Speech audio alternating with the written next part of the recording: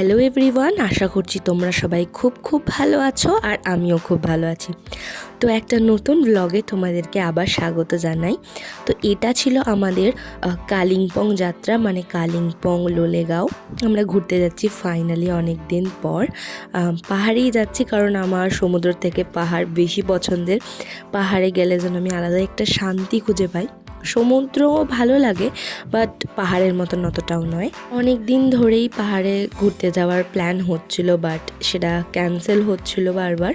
তো ফাইনালি আমাদের হঠাৎ করেই প্ল্যান হয় যে তাহলে চলো ঘুরে আসি, আর ও ছুটিটা পেয়ে যায় ফাইনালি। তো তারপর আমরা বেরিয়ে পড়েছিলাম। তো আমি মানে রাত্রেবেলায় ঘুম থেকে উঠেছিলাম প্রায় 3:30টার সময়। প্রথমত এক্সাইটমেন্ট, আর দ্বিতীয়ত মানে ট্রেন ধরতে হবে কারণ আমাদেরকে হাওড়া থেকে বন্দে ভারত ধরতে হবে, আর বন্দে ভারতের টাইমিংটা হচ্ছে 5:55 হাওড়া থেকে ছাড়বে নিউ জলপাইগুড়ির উদ্দেশ্যে। দেন তারপর ট্রেনে উঠে পড়েছিলাম আর খুব ভালোভাবে হাওড়া পৌঁছে গিয়েছিলাম। সেখানে গিয়ে দাঁড়িয়েছিলাম আর শুনছিলাম অ্যানাউন্সমেন্ট যে ট্রেন কতই দিল। তো ফাইনালি ট্রেনটা 6 নম্বর প্ল্যাটফর্মে দিয়েছিল। তারপর সকালবেলা যেহেতু কিছু খেয়ে বেরোতে পারিনি, ওই জন্য আমরা খেয়ে নিয়েছিলাম একটু চা। আর বন্দে ভারতে এই যেহেতু মর্নিংয়ের ট্রেন অনেক ভোরে, আর এখানে কমপ্লিমেন্টারি খাবারও দেয়। কমপ্লিমেন্টারি বলা ভুল, এখানে খাবারের জন্য পে করতে হয়। আর যখন তোমরা বন্দে ভারত টিকিট বুক করবে, ওখানে যদি তোমরা চাও যে আমরা খাবার নেব না, তাহলে সেই অপশানটাও সিলেক্ট করতে পারো। ভেজ নন ভেজ দুই সিলেক্ট করতে পারবে, কোনো অসুবিধা নেই। আমাদের ট্রেনের কোচ নাম্বার পড়েছিল হচ্ছে C3। তো সেখানেই উঠে পড়েছিলাম। আর আমি চেষ্টা করব বন্দে ভারতের একটা ফুল রিভিউ তোমাদের সাথে শেয়ার করার। অনেকেরই ভিডিও দেখেছি বাট সেখানে হয়তো ফুল রিভিউটা নেই, টিকিট কাটা থেকে শুরু করে বা একদম পুরো ট্রেন জার্নিটা, খাওয়া দাওয়া। তো আমি চেষ্টা করব যে তোমাদের সাথে পুরোটা শেয়ার করার। তো এই ভিডিওতে তো হবে না, তো অন্য কোনো একটা ভিডিওতে আমি শেয়ার করে দেব। তো তারপর ট্রেনে উঠতেই আমাদেরকে দিয়ে দিয়েছিল খবরের কাগজ। এখানে তোমরা যে কোনো রকমের খবরের কাগজ নিতে পারো, ইংলিশ, বেঙ্গলি, ওনাদের কাছে যেগুলো অ্যাভেলেবেল থাকবে ওনারা দেবেন। আর তারপর একদম সকালের চা আর বিস্কিট দিয়ে দিয়েছিল। এমনিতে তো মিল্ক টি দিয়েছিল, এবার তোমরা যদি চাও যে সেখানে র চা খেতে, তো সেখানেও তারা সেটা প্রোভাইড করে দেবে যদি তাদের কাছে অ্যাভেলেবেল থাকে। আর কত দিন পর আমি ফাইনালি ভোরে সূর্য দেখলাম। আমি না একজন মর্নিং পারসন, আমি রাত জেগে পড়াশোনা বলো, রাত জেগে সেরকমভাবে কোনো কাজ করতে পারি না। তো আমি বেসিক্যালি ভোরেই উঠি। তো অনেক দিন পর আবার এই ভোরের সূর্যটা দেখলাম, খুব ভালো লাগলো। আমার ভোর যেন খুব বেশি শান্ত লাগে আর ভালো লাগে প্রচণ্ড। বোলপুর শান্তিনিকেতন ছাড়ার সাথে সাথেই আমাদেরকে দিয়ে দিয়েছিল হচ্ছে ব্রেকফাস্ট। এখানে বাটার ছিল, ব্রেড ছিল, জ্যাম ছিল, সাথে স্যানিটাইজারও দিয়েছিল। আর এত হেলদি খাবারটা আমি বাড়িতেও খাই না, তো বন্দে ভারতে খেয়েছিলাম। এখানে গাজর আর মটরশুঁটি, বিনস, আলু এগুলো সেদ্ধ ছিল। আর তার সাথে দিয়েছিল একটু গোলমরিচ আর ডিম ভাজা দিয়েছিল, সেদ্ধ দেয়নি। আর লটি চকোপাই দিয়েছিল অরেঞ্জ ফ্লেভার। তো খাওয়া দাওয়া মর্নিংয়ের আমার ভালোই লেগেছে, খুব একটা খারাপ ছিল না, ফুলফিলিং ছিল খাবার দাবার। তারপর সুন্দর প্রাকৃতিক দৃশ্য দেখতে দেখতে আমরা চলে যাচ্ছিলাম নিউ জলপাইগুড়ির উদ্দেশ্যে।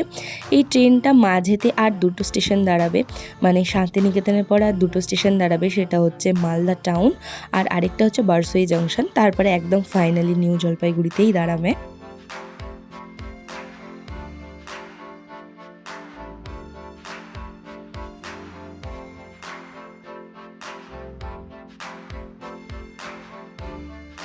এখানে মাঝখানে আরেকবার আমাদেরকে চা দিয়ে দিচ্ছিল। তো তোমরা তোমাদের প্রেফারেন্স মতন চা এখানেও চেয়ে নিতে পারবে, যদি ওনাদের কাছে লিকার চা অ্যাভেলেবেল থাকে তো ওনারা দিয়ে দেবেন। আর এটা হচ্ছে ফারাক্কা ব্যারেজ, আমরা হয়তো সবাই বইতে কখনো না কখনো পড়েই থেকেছি।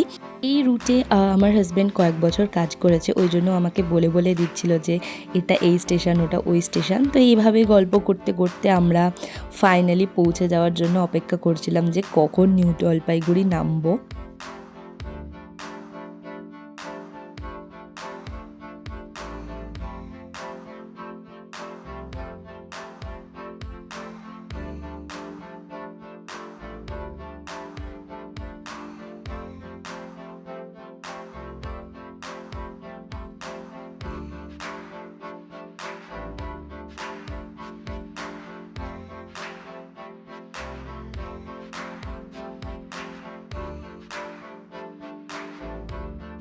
আর বারসই জাংশন আসার কিছুটা আগেই আমাদেরকে দিয়ে দিয়েছিল হচ্ছে দুপুরের লাঞ্চ।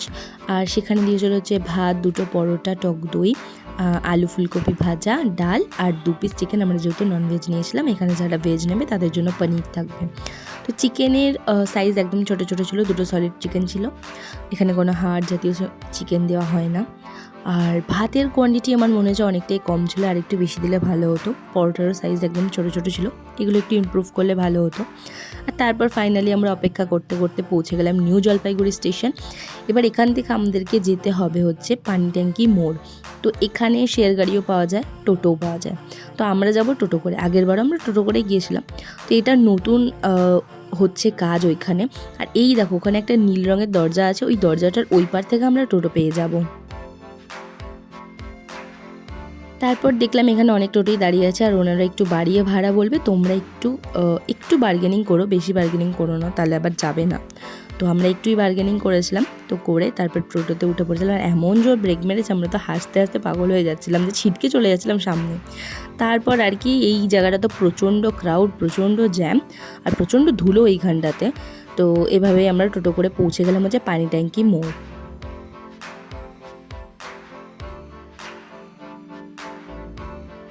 তো ফাইনালি তো পানি ট্যাঙ্কি মোড়ে নেমে আমরা এখানে শেয়ার গাড়ির জন্য অপেক্ষা করছিলাম।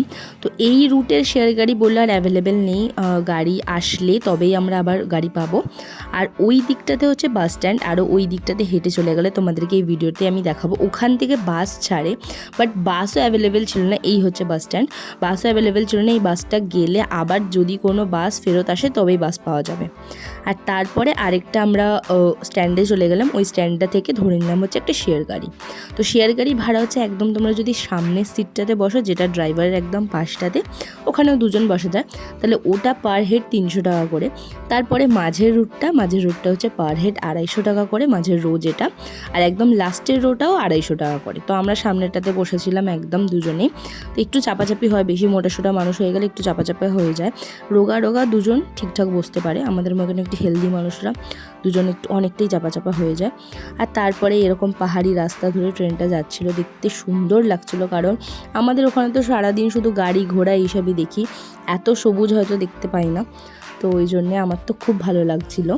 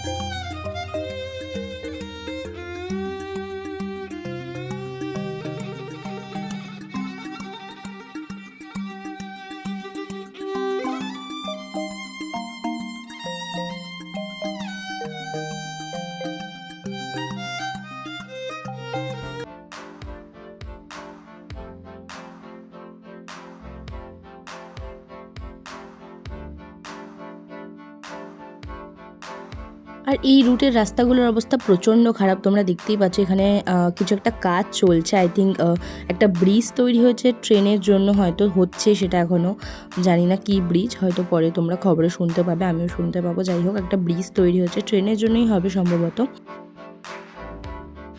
আর এই নদীটা হচ্ছে নর্থ বেঙ্গলের সবথেকে বড় নদী, তিস্তা নদী। তো প্রচণ্ড ঠান্ডা হাওয়া দিচ্ছিল ওখান থেকে, আর বড় বড় গাড়িগুলো আসলে, আর মারাত্মক জ্যাম ছিল ওঠার পথটাতে। পানি ট্যাঙ্কি মোড় থেকে কালিম্পং যেতে প্রায় 4 ঘন্টা লেগে গিয়েছিল, কারণ প্রচণ্ড জ্যাম তো ছিল সেই কারণেও। আর এছাড়াও এই 3.5 থেকে 4 ঘন্টাই লাগে যেতে। তারপর তো আমরা কালিম্পংয়ে পৌঁছে নিয়ে নিয়েছিলাম হোটেল। আমরা কিন্তু কালিম্পংয়ে গিয়ে হোটেল বুক করেছিলাম, কারণ এটা অফ সিজন ছিল, তো ওই জন্য হোটেলের জন্য কোনো রাশও ছিল না। তো সেই জন্য আমরা ওখানে গিয়ে হোটেল নিয়ে একটু আশেপাশটা ঘুরে দেখছিলাম। তো ওই কালিম্পংয়ের সামনেই যে মার্কেটটা রয়েছে, একদম মূল যে মার্কেটটা, সেখানে একজন পাওভাজি কাকু বসে, মারাত্মক সুন্দর পাওভাজি বানায়। আমরা 2 দিন কালিম্পংয়ে ফেরার দিন এবং যাওয়ার দিন এসেছিলাম, যখনই খেয়েছিলাম, মারাত্মক সুন্দর। আর ঠিক তাজ বেকারির পাশেই রয়েছে এত সুন্দর একটা পার্ক।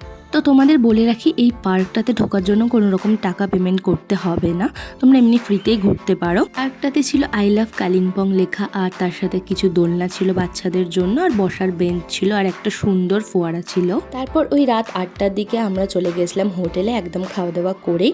আর হোটেলে আমরা যে হোটেলে ছিলাম সেই হোটেলের নাম হচ্ছে হোটেল আশিয়ানা। তো আমরা তো ইউটিউবে একজনের ভিডিও দেখে এই হোটেল আশিয়ানাতে উঠেছিলাম, বাট ওনাদের না ক্লিনিং একদম ভালো না, মানে ঘর একদম পরিষ্কার করেনি। আর কম্বলগুলো তো মনে হচ্ছে না 10 বছর কাচেনি, এত ধুলো এত নোংরা কম্বলগুলোতে। যেহেতু শীতপ্রধান জায়গা, কম্বল কিন্তু একটু পরিষ্কার রাখা উচিত। আর ঘরেও গোছা গোছা চুল পড়ে রয়েছে, আগে যারা থেকেছেন তারপর হয়তো ক্লিন করেনি, ওই জন্য ঘরটা একদম চুলে চুল হয়ে রয়েছে। গিজার ওয়ার্ক করেনি, পরের দিন আমাদের ঠান্ডা জলে স্নান করতে হয়েছে। তো যাই হোক, আর কি করব, একটা রাত কাটানোর জন্য আমরা তো ভিডিও দেখে যেরকম গেছিলাম সেরকম পুরোপুরি তো পাইনি। স্টাফ বিহেভিয়ার ভালো ছিল। আর এটা হচ্ছে নেক্সট মর্নিংয়ের ভিডিও।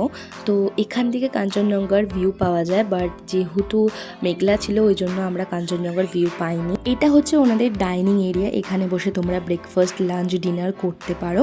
আর কোনো রকম খাবার লাগলে ওনাদের সাথে তোমরা কন্ট্যাক্ট করে নিতে পারো, ওনারা খাবার প্রোভাইড করে দেবে। এখান থেকে চেক আউট করে আমরা চলে গিয়েছিলাম লোলেগাঁওয়ের উদ্দেশ্যে। তো লোলেগাঁওয়ের ভিডিও আমার চ্যানেলে খুব তাড়াতাড়ি আসছে।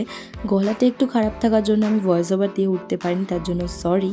তো এই ভিডিওটা তোমরা এনজয় করো, আর কেমন লাগলো আমাকে জানিও। তো চলো দেখা হবে তোমাদের সাথে অন্য কোনো একটা ভিডিওতে। এখনের জন্য টাটা।